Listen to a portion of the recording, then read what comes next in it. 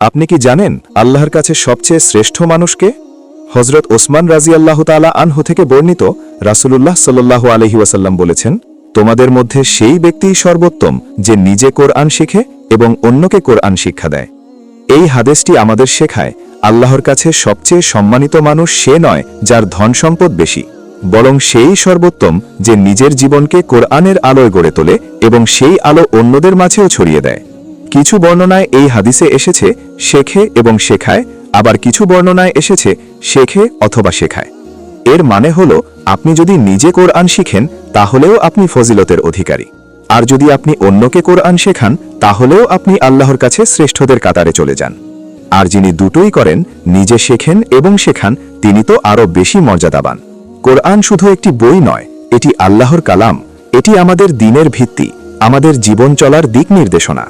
কোরআন শিক্ষা করারও বিভিন্ন স্তর আছে। সবচেয়ে উত্তম হল অর্থ ও ব্যাখ্যাসহ কোরআন শেখা এবং শেখানো। আর সবচেয়ে সাধারণ স্তর হল শুদ্ধভাবে কোরআনের শব্দ পড়া শেখা।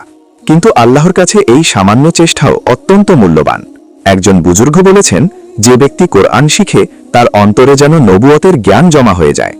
আর আল্লাহর প্রতি ভালোবাসার সবচেয়ে বড় প্রমাণ হল মানুষের অন্তরে কোরআনের প্রতি ভালোবাসা থাকা। হাদিসে এসেছে, কিয়ামতের ভয়ঙ্কর দিনে যখন সূর্য মাথার খুব কাছে চলে আসবে, সেদিন যারা আল্লাহর আরশের ছায়ার নিচে থাকবে তাদের মধ্যে থাকবেন সেই মানুষগুলো যারা মুসলমানদের সন্তানদের কোরআন শিক্ষা দিয়েছেন।